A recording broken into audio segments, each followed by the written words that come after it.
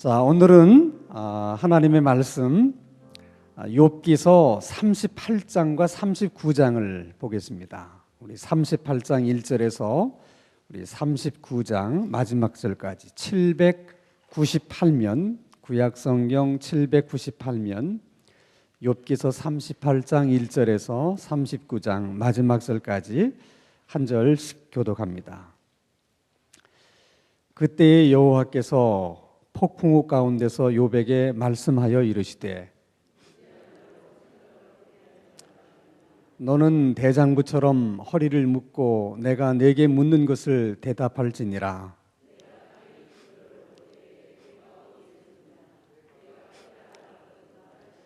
누가 그것의 도량법을 정하였는지 누가 그 줄을 그것의 위에 띄웠는지 네가 아느냐.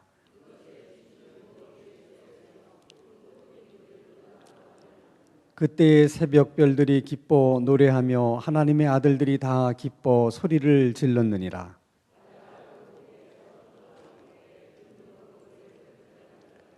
그때에 내가 구름으로 그 옷을 만들고 흑암으로 그 강보를 만들고 이르기를 내가 여기까지 오고도 넘어가지 못하리니 내 높은 파도가 여기서 그칠지니라 하였노라.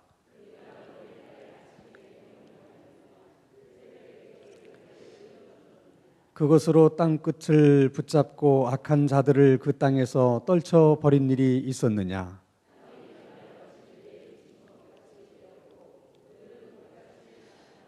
악인에게는 그 빛이 차단되고 그들의 높이 든 팔이 꺾이느니라.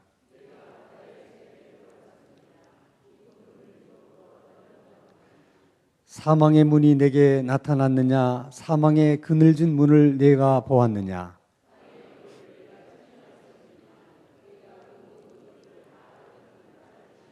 어느 것이 광명이 있는 곳으로 가는 길이냐. 어느 것이 흑암이 있는 곳으로 가는 길이냐.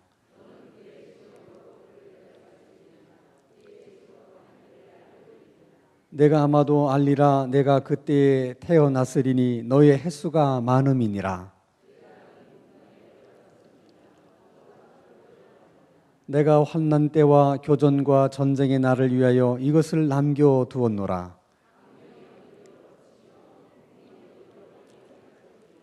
누가 홍수를 위하여 물길을 터주었으며 우레와 번갯길을 내어주었느냐. 황무하고 황폐한 토지를 흡족하게 하여 연한 풀이 돋아나게 하였느냐. 얼음은 누구의 태에서 났느냐. 공중의 서리는 누가 낳았느냐.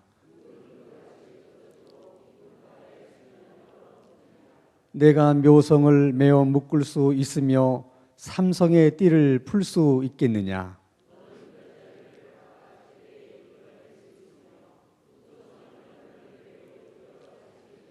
내가 하늘의 궤도를 아느냐. 하늘로 하여금 그 법칙을 땅에 베풀게 하겠느냐.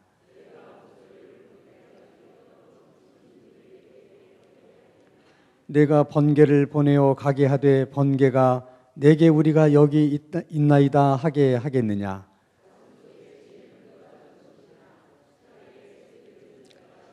누가 지혜로 구름에 수를 세겠느냐. 누가 하늘의 물주머니를 기울이겠느냐. 내가 사자를 위하여 먹이를 사냥하겠느냐. 젊은 사자의 식욕을 채우겠느냐. 까마귀 새끼가 하나님을 향하여 부르짖으며 먹을 것이 없어서 허우적거릴 때에 그것을 위하여 먹이를 마련하는 이가 누구냐.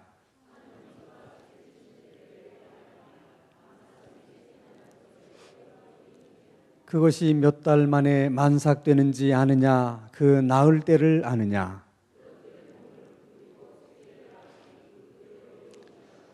그 새끼는 강하여져서 빈들에서 크다가 나간 후에는 다시 돌아오지 아니하느니라.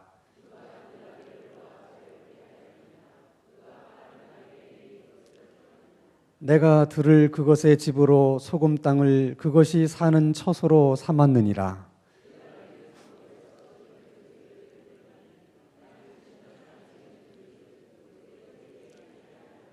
초장 언덕으로 두루 다니며 여러 가지 푸른 풀을 찾느니라.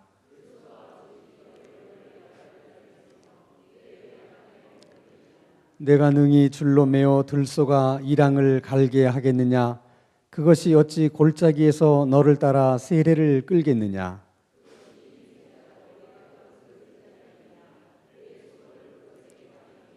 그것이 내 곡식을 집으로 실어오며 내 타작마당의 곡식 모으기를 그것에게 의탁하겠느냐?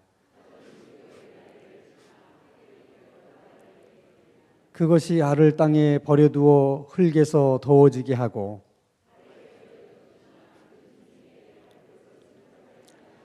그 새끼에게 모질게 대함이 제 새끼가 아닌 것처럼 하며 그 고생한 것이 헛되게 될지라도 두려워하지 아니하나니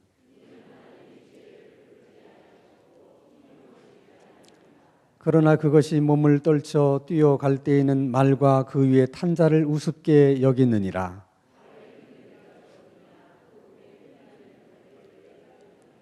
내가 그것으로 메뚜기처럼 뛰게 하였느냐? 그 위험스러운 콧소리가 두려우니라.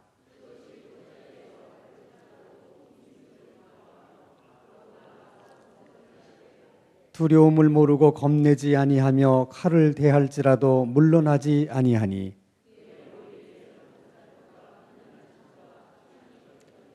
땅을 삼킬듯이 맹렬히 성내며 나팔 소리에 머물러 서지 아니하고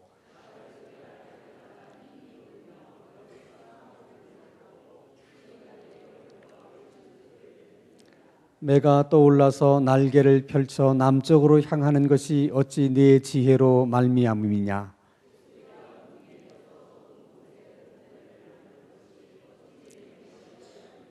그것이 낭떠러지게 집을 지으며 뾰족한 바위 끝이나 험준한 데 살며 30절 다 함께 그 새끼들도 피를 반하니 시체가 있는 곳에는 독수리가 있느니라. 아멘. 우리가 지난 수요일 저녁 시간에 욥기서 35장까지를 우리가 공부를 했습니다. 이제 오늘은 욥기 36장, 37장, 38장, 39장 4장에 걸쳐서 우리가 욥기 말씀을 이제 생각해 보려고 합니다.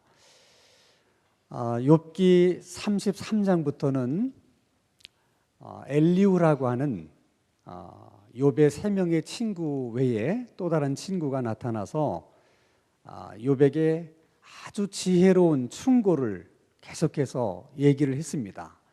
33장에서 한 번, 34장에서 또 한 번, 그리고 35장에서 또 한 번, 그리고 36장에 오게 되면 네 번째 충고자 마지막 충고를 해요.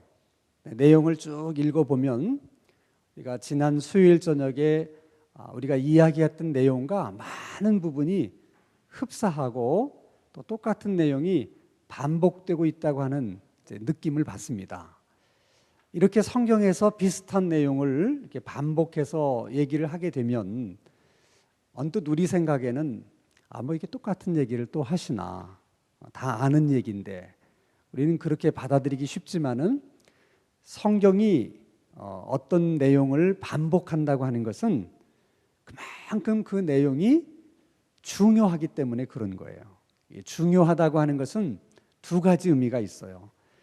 그 내용이 가지는 의미가 중요해서 중요한 경우도 있고, 또 한 가지는 우리가 그렇게 될 수 있는 가능성이 많기 때문에 그래서 그 말씀이 우리에게 중요할 수도 있는 거예요. 그래서 성경에서 비슷한 얘기 이렇게 반복돼서 나오면 사실은 더 긴장해야 돼요.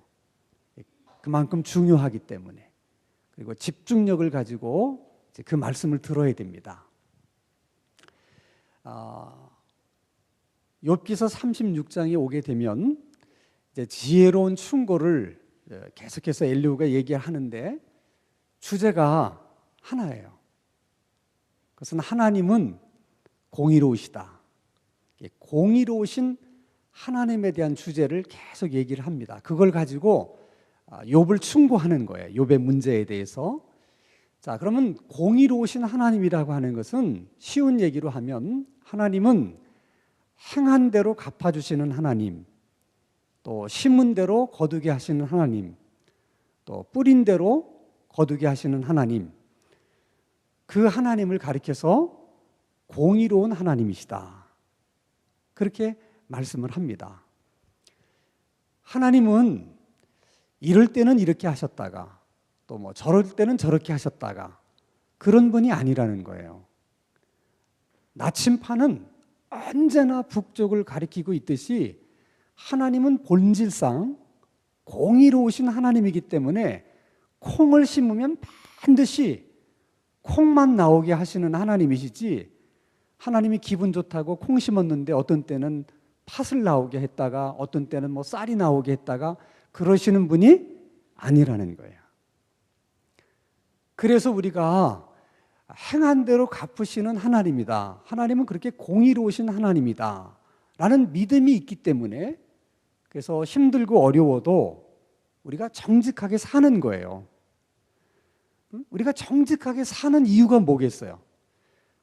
우리는 공의로우신 하나님이 하나님의 공의대로 행하신다는 것을 믿기 때문에, 그래서 우리가 때로는 정직하게 사는 것이 손해보는 것처럼 그렇게 느껴질 수도 있고 실제로 손해보는 경우도 있지만, 당장 눈앞에는 그렇게 보여도 하나님은 반드시 하나님의 공의대로 갚으신다 하는 믿음이 있기 때문에 우리는 손해를 보더라도 정직하게 행하는 것입니다. 자, 그런데 만약에 우리가 하나님을 믿는다고 하면서 우리가 정직하게 행하지를 않으면 결국은 하나님이 공의로우신 하나님이라는 것을 내가 믿지 않는 거죠. 그러면 하나님은 분명 성경에서 공의로우신 하나님이라고 말씀을 하시는데 내가 그 하나님의 공의로우심을 믿지 않는다면 나는 그럼 어떤 하나님을 믿는 거예요? 그걸 잘 생각하셔야 돼요. 우리는 많은 부분에 있어서 우리는 편안하게 신앙생활을 이렇게 생각하기 때문에 하나님을 정말로 하나님으로 믿는 게 아니고 내가 생각하는 대로, 내가 편하게 생각하는 대로 그렇게 하나님을 믿는 경우들이 있다는 거예요. 여러분, 사람이 하나님을 안 믿는 것도 큰 문제지만 그보다 더 큰 문제는 하나님을 왜곡되게 믿는 거예요. 하나님이 가장 싫어하는 것 중에 하나가 하나님을 이렇게 왜곡되게 믿는 것을 가장 싫어하십니다. 그래서 여러분 출애굽기 32장에 반복해서 말씀을 드립니다마는 모세가 하나님께 십계명을 받으려고 시내산에 올라가서 40일이 되도록 안 내려오니까 밑에 있던 이스라엘 백성들이 불안해지기 시작했어요. 그러니까 백성들이 막 불안하니까 이제 아론을 찾아가서 이렇게 많은 백성들이 동요하고 있으니까 이 백성들을 좀 이게 안정시킬 수 있는 무슨 대책을 세워라. 응? 지금 모든 백성들이 불안해하는 것은 도대체 우리를 애굽 땅에서 여기까지 인도해낸 신이 누구냐? 어떤 신이 우리를 여기까지 우리를 이끌어낸 거냐? 지금 그 신에 대한 두려움이 있다는 거예요. 그럼 너희들이 원하는 신이 어떤 신이냐? 그랬더니 그들이 애굽에서 늘 보던 신, 금송아지 신을 그들이 늘 애굽에서 보면서 살았기 때문에 익숙한 거예요, 그 신이. 그래서 그 형상을 만들었어요. 그리고 뭐라고 얘기했냐면 이 신이 너희들을 애굽에서 여기까지 인도해내신 하나님이다, 그렇게 얘기한 거예요.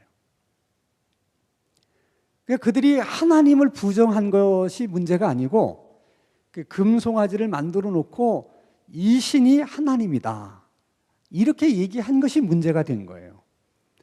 그 일로 하나님이 얼마나 진노를 했느냐, 하나님이 그렇게 진노하신 적을 우리는 본 적이 없어요. 이 민족을 내가 다 멸하고 한 사람도 남기지 않고 내가 다 멸하고 내가 모세 너를 통해서 새로운 민족을 내가 만들겠다, 그렇게 말하실 만큼 하나님이 크게 진노하신 거예요. 그러니까 여러분, 하나님을 믿는다고 그럴 때 제대로 믿어야 되는 거예요. 그러니까 이제 우리에게 좀 편안하게 내 생각대로 그렇게 믿어서는 안 된다는 거예요. 여러분, 정말 하나님께서 모든 일을 하나님의 공의대로 심판하시는 하나님이라고 믿으십니까? 그러면 그렇게 믿고 우리는 그렇게 살아야 되는 거예요. 자, 우리가 세상이 끝나는 날 하나님께서 이 모든 세상을 심판하신다는 최후의 심판도 믿으시죠? 여러분, 최후의 심판이 있어야 되는 이유도 하나님이 공의로우신 하나님이시기 때문에 그래요. 자, 여러분, 세상에서는 잘못한 일이 있어도 들키지 않으면 그냥 지나갑니다. 응?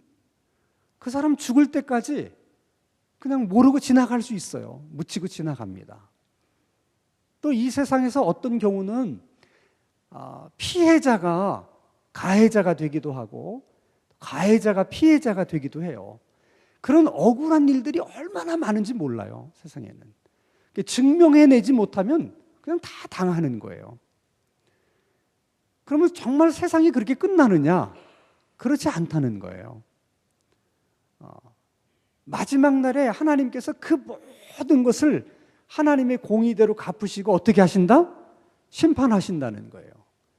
그러니까 여러분, 당장 뭐 모르고 지나갔다, 그런다고 되는 문제가 아니라는 거예요. 그러니까 그 하나님을 늘 염두에 두고 우리가 살아야 되는 거예요. 사람이 이 문제를 알까 모를까 그게 중요한 게 아니에요. 하나님이 그걸 알고 계시다는 게 중요한 거예요. 늘 그렇게 하나님을 의식하면서 살아야 되는 거예요. 그래서 지금 엘리후가 욥에 대해서 그 공의로우신 하나님을 얘기하면서 이렇게 충고하는 거예요. 그렇기 때문에 악인은 반드시 멸망당한다는 거예요. 근데 의인들에 대해서는 하나님께서 이렇게 눈여겨보신다. 하나님께서 의로운 자에게는 눈을 떼지 않으신다는 거예요. 그만큼 의로운 자에 대한 하나님의 관심이 크고 깊다는 거야. 언제나 하나님은 그 의로운 자를 또 이렇게 존중히 여기시고 존귀케 하신다. 욥에게 그렇게 얘기하는 겁니다. 그리고 가끔은 의인도 고난을 받을 수가 있다. 그리고 때로는 하나님이 의인도 고난을 당하게 하신다. 근데 그럴 때는 반드시 목적이 있기 때문에 그렇다. 하나는 의인이 자기가 뭔가를 잘못했는데 본인이 잘못했다는 사실을 인지하지 못하고 깨닫지 못할 때, 그럴 때 그 잘못했다는 것을 깨닫게 하시기 위해서 하나님이 의인에게 고난을 주시는 경우도 있고, 또는 하나님이 그 의인에게 여러 번 말씀을 하셨지만 그것을 잘 알아듣지 못했기 때문에 하나님이 더 큰 소리로 분명히 알아들을 수 있도록 하기 위해서 하나님이 고난을 통해서 말씀을 하신다. 그래서 의인도 고난을 당할 수 있지만, 또 내가 잘못해서 고난을 당할 수 있지만은 하나님은 의인이 고난당하는 것을 원치 않기 때문에, 그래서 하나님이 빨리 깨닫고 돌이킬 수 있도록 경고를 주신다는 거예요. 그것이 고난이라는 거예요. 그래서 의로운 자는 언제든지 하나님께 돌이키기만 하면, 그러면 고통 중에 있다가도 그 길이 다시 형통해지도록 하나님께서 그렇게 역사하신다는 거예요. 내가 보니 욥, 너도 그런 사람 중에 한 사람인 것 같다는 거야. 그런데 내가 너를 보면서 걱정이 되는 것은, 그렇기 때문에 의로운 자도 고난을 당할 수 있다. 하나님이 고난을 주시니까. 근데 그 하나님이 주시는 고난에 대해서 내가 이해할 수 없다고 너처럼 그렇게 화를 내는 것은, 그것은 하나님을 대적하는 행위다. 그건 악한 자가 하는 것이다. 내가 너를 보니 앞으로 하나님으로부터 큰 축복을 받을 수 있을 것 같은 그런 느낌이 있는데, 내가 그런 식으로 행동하면 정말 복을 받으려고 하다가도 그 복을 다 그냥 쏟아부을 것만 같고, 응당 하나님이 네게 복을 주시기로 다 하나님이 작정하셨다가도 너의 그런 태도 때문에 하나님이 복을 거두시지는 않을까. 나는 그 점이 염려가 된다. 이왕 고난을 당하는 거, 왜 그렇게 불평하고 원망하고 분노하면서 고난을 네가 당하는 거냐? 그런다고 네가 지금 당하는 고난에 대해서 무슨 도움이 되냐는 거야. 그런다고 해서. 그리고 너는 뭐 너무 힘드니까 하나님 내 생명을 거둬가 주십시오. 나 죽고 싶습니다. 근데 그 문제를 죽는 것으로 그렇게 해결하려고 하는 것도 옳은 방법이 아니라는 거야. 그래서 내가 네가 하는 말을 다 유념해 들었는데 내가 보니까 너의 문제는 지금 고난을 겪고 있다고 하는 것이 문제가 아니고 그 고난 겪고 있는 그 문제 때문에 네가 지금 하나님 앞에 죄를 짓고 있다는 것이 내가 볼 때는 더 큰 문제인 것 같다. 여기까지가 욥기 38장의 내용이에요. 36장의 내용이에요. 그리고 37장에 오면 주제가 바뀝니다. 36장의 주제는 뭐라고 그랬어요? 대단하셔. 욥기 36장의 큰 주제가 뭐라고 그랬어요? 공의로우신 하나님. 한번 크게 합시다. 공의로우신 하나님. 37장에 오면 주제가 바뀝니다.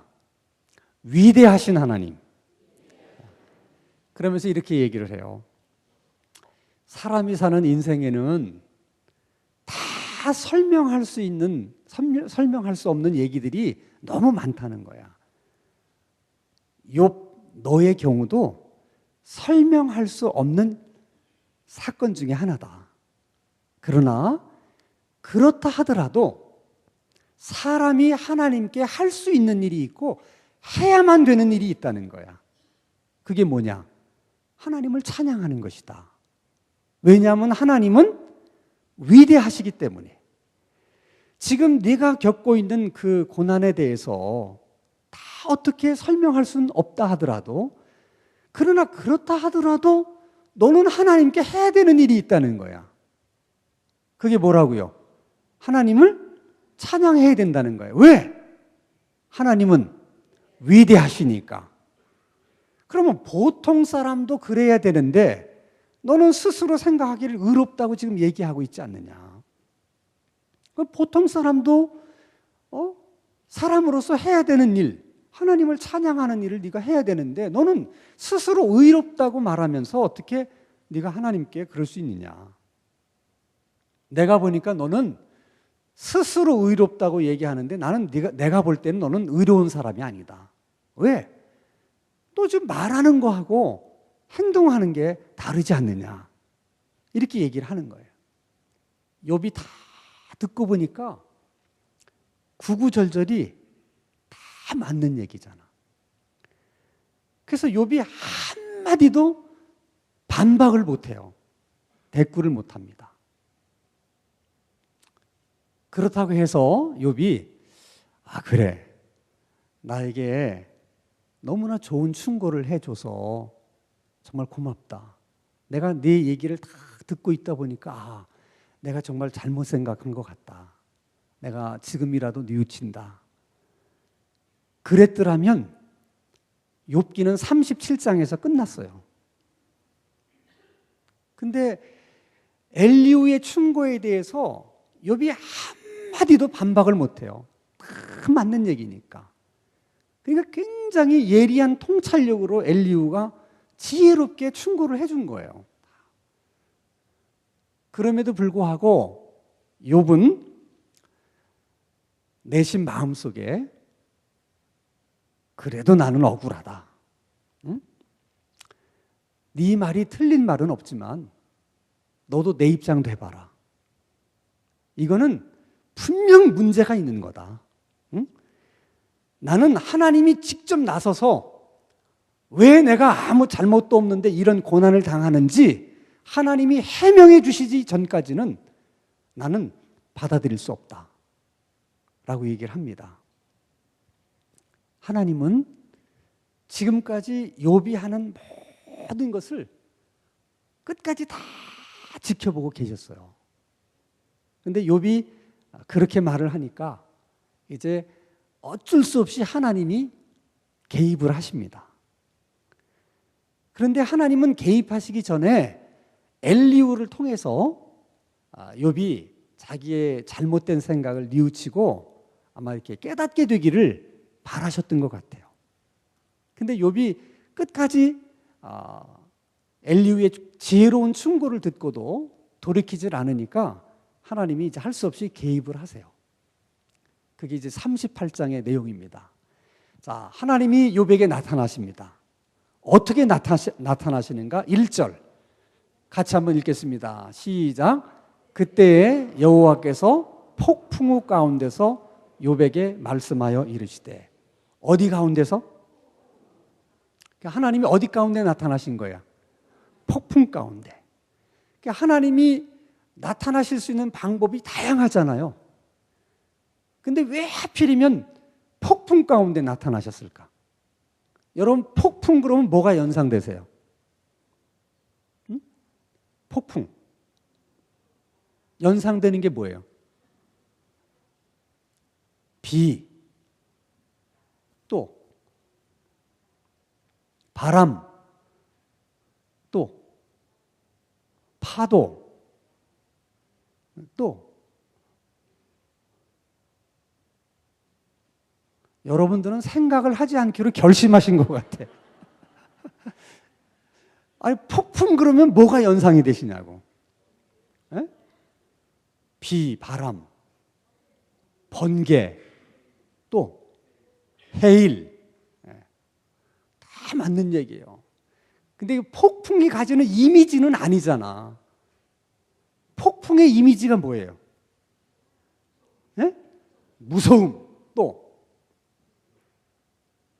무서움이나 두려움이나 또 폭풍하면 폭풍이 가지는 이미지가 뭐야?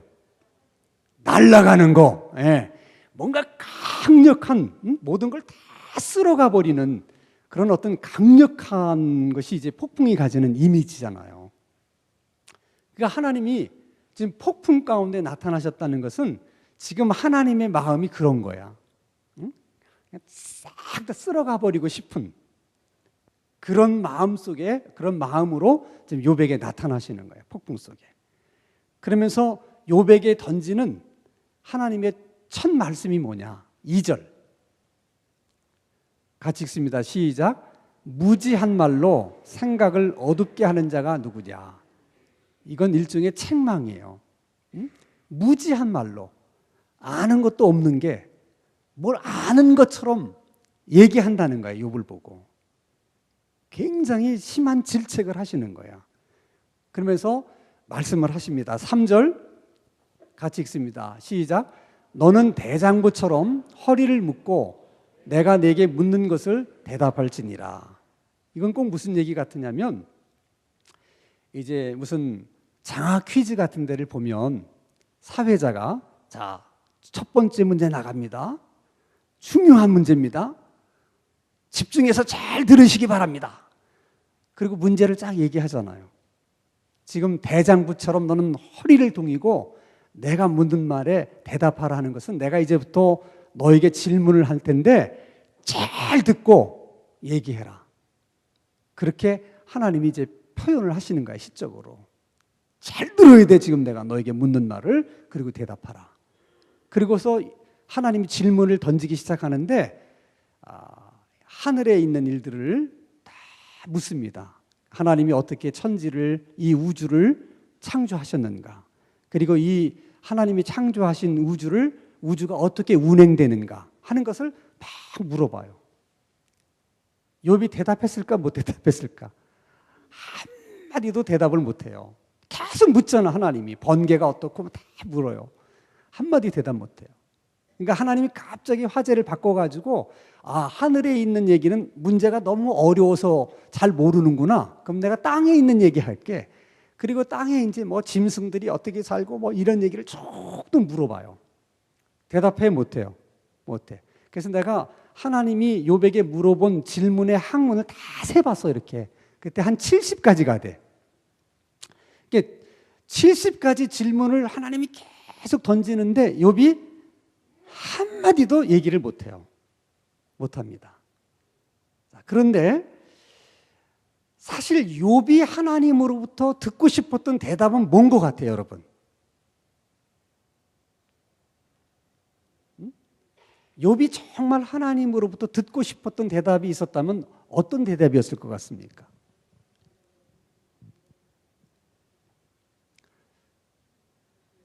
야, 욥아, 너는 잘 모르고 있었지만은 사실은 하나님이 사탄하고 내기를 했다.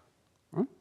그래서 네가 지금 이유를 알 수 없는 고난을 겪고 있는 거야. 어떻게 보면 좀 미안하다. 사실 욥은 하나님이 그렇게 대답해 주셨으면 다 해결돼. 그래 안 그래? 안 그런 것 같아가지고 다 해결되죠? 사실 욥이 원했던 대답은 그 대답이었을 거예요. 근데 하나님이 그걸 알고 계셨을까 모르고 계셨을까? 알고 계시죠. 근데 하나님은 요만큼도 그 얘기는 안 하십니다. 그리고 계속 질문만 던져요. 의도가 있는 거야. 그게 뭐냐면 내가 지금 너한테 계속 질문을 던지니까 너 한마디도 대답하지 못하지 않았느냐. 그러니까 네가 굉장히 지혜로워서 뭔가 다 알 수 있는 것 같다고 생각했는데 나 왜 잘못이 없는데 이런 고난을 당할까? 나 이거 이해할 수 없다. 어? 하나님 뭐 이거 좀 잘못된 거 아닙니까? 너 지금 계속 그 생각을 갖고 있는데 네가 다 아는 게 아니라는 거야. 너 모르는 게 얼마나 많냐는 거야. 그런 것처럼 하나님이 내게 말할 수 없는, 설명할 수 없는 것도 많다는 거야. 그러니까 네가 나는 꼭 알아야만 되겠어. 그런다고 다 알아지는 것도 아니고 알 수 있는 것도 아니라는 거야. 그렇기 때문에 그냥 모르는 것은 모르는 것으로 이렇게 생각하고 받아들여야지. 이거 도대체 누가 잘못한 거냐? 응? 내가 잘못한 거냐? 하나님이 실수한 거냐? 이거 분명히 따져가지고 이거 밝혀내야 되겠다. 하나님을 상대로 그런 생각을 가지면 안 된다는 거야. 하나님은 그런 대상이 아니라는 거야. 그러면서 하나님이 말씀하십니다. 설사 네가 아무 잘못이 없다 하더라도 나는 억울하다. 나는 아무 잘못이 없는데. 그래서 너는 네가 하고 싶은 말을 다 내뱉었다는 거야. 욥의 친구들에 대해서도 그러고 다. 그러면 안 된다는 거예요. 그것이 하나님이 욥에 대한 기대였어요. 그런데 욥처럼 사는 사람들이 빠지기 쉬운 가장 큰 함정이 그런 거예요. 욥의 그런 요소가 우리들에게도 있는 거야. 예를 들면 내가 허물이 많고 실수가 많은 사람은 다른 사람의 실수에 대해서도 좀 너그러운 편이에요. 왜냐하면 나도 실수가 많으니까. 근데 정말 앉은 자리에 풀도 안 날 만큼 이렇게 아주 정말 법 없이 사는 사람들이 있어요. 그런 사람은 자신이 그렇게 살기 때문에 다른 사람이 자기처럼 살지 못하는 꼴을 이해를 못합니다. 그래서 자기가 억울하다고 생각하거나 자기에게 아무 잘못이 없다고 생각할 때는 험한 말이 막 나와. 하고 싶은 대로 말을 다 하는 거야. 성도들은 그래서는 안 된다는 거야. 예를 들면 여러분 차를 가지고 다니다가 이렇게 접촉사고가 나잖아요. 그럼 대부분은 쌍방과실이야. 응? 그러니까 이 사람이 뭐 8을 잘못했고 내가 2를 잘못했다든지 저 사람이 뭐 6을 잘못하고 내가 4를 잘못했다든지 대부분 그런데 어떤 경우는 나는 아무 잘못이 없는데 저쪽이 100% 잘못하는 경우가 있어. 그런 경우 있어요, 없어요? 있어요. 그러면 저 사람은 죄인이고 나는 의인이야. 그럴 때 사람은 하고 싶은 얘기 다 하고 싶어지는 거예요. 왜? 나한테는 요만큼의 잘못도 없으니까. 그럴 때라도 하고 싶다고 다 말을 해서는 안 된다는 거야. 그거를 하나님이 욥을 향해서 책망하시는 거야.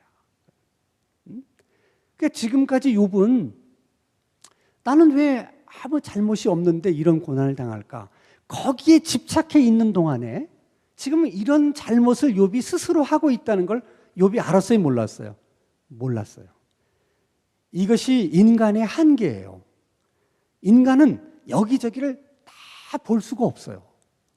어느 하나에 이렇게 집착하면 다른 부분을 다 놓치는 거야. 그래서 스스로 의롭다고 생각하는 사람들이 어떤 면으로 보면 또 아주 부족한 부분, 잘못한 부분, 허물 이런 게 많을 수 있는 거야. 자기만 그걸 못 보는 거예요. 그것이 인간의 연약성이라는 거예요. 그러면서 하나님이 마지막으로 이렇게 말씀을 하세요. 동물들이 수태를 하고 출생을 하고 출생이 아니고 출산을 하고 그다음에 다 자기들이 먹고 사는 거 이게 다 우연한 것 같지만 우연한 것이 아니라 하나님이 다 그렇게 먹이고 입히시고 살게 하신다는 거예요. 하나님이. 그러면 그 많은 동물들을 그렇게 살 수 있도록 하나님이 배후에서 다 그렇게 하나님이 인도하시고 보살피신다면 인간에 대해서는 하나님이 어떻게 하시겠느냐. 그런 자상하신 하나님이 욥 네가 당하고 있는 고난을 하나님이 어떻게 모르실 수 있겠냐는 거야. 근데 너는 마치 하나님이 실수하셔서 내가 이런 고난을 당하고 있는 것처럼 생각하고 나는 아무 잘못도 없이 이렇게 고난당하고 있는데 하나님은 도대체 어디 계신지 내가 이렇게 고난당하고 있는데 하나님은 본청만척 나에 대해서는 아무런 관심이 없는 하나님인 것처럼 너는 그렇게 얘기했다는 거야. 그러나 그렇지 않다는 거예요. 하나님은 처음부터 끝까지 다 너를 어떻게 지켜보고 계셨다는 거예요. 우리가 여러분 인생을 살면서 너무나 자주 잊어버리는 것 가운데 하나가 이런 부분이에요. 지금 내 삶이 너무 힘들고 어려우면 거기에 집착해 있어서 그런 나만 봐. 그래서 그런 나를 하나님은 아무 관심도 없이 그냥 모르는 척 하시는 하나님인 것처럼 생각이 들고 다 그게 누구 생각이야? 내 생각이야. 내 문제에 나 자신에 너무 집착해 있어서 내 생각대로 하나님을 생각하는 거야. 근데 욥기의 말씀을 보면 그렇지 않다는 거야. 하나님이 얼마나 자상하신 하나님인데 내가 너희들이 지금 겪고 있는 아픔과 그런 고통을 내가 왜 모르겠느냐. 처음부터 하나님은 다 지켜보고 계셨어요. 다 알고 계세요. 아멘? 그 하나님께 우리가 기도를 드리는 거예요. 그러니까 기도할 때 하나님 아세요 모르세요 이렇게 기도하지 마시고 하나님이 다 아세요. 아픔을 다 아십니다. 그래서 여러분들이 그 아픔을 가지고 이렇게 수요일 저녁에 나와서 다른 사람을 찾아가서 그 문제를 해결하려고 하지 않고 사람 의지해서 그 문제 해결하려고 하지 않고 그저 하나님 앞에 나와서 하나님께서 그 문제 해결해 주시기를 믿음으로 바라보면서 그렇게 하나님 앞에 부르짖고 기도하는 그것까지도 하나님이 다 보고 계시는 거예요. 오늘도 그 하나님을 좀 이렇게 의식하시고 머릿속으로 그 하나님이 지금 나에 대해서 어떤 생각, 어떤 마음 그리고 어떻게 말씀하실까 하는 생각들을 하면서 오늘 저녁에는 좀 우리가 함께 하나님 앞에 기도할 수 있게 되기를 바랍니다. 우리 기도 구호 제창하고 우리 찬양하고 기도하겠습니다. 기도는 기도 시간이 없으면 기도는 기도 시간이 없으면 기도는 우리가 기도하면 아멘, 아멘, 아멘.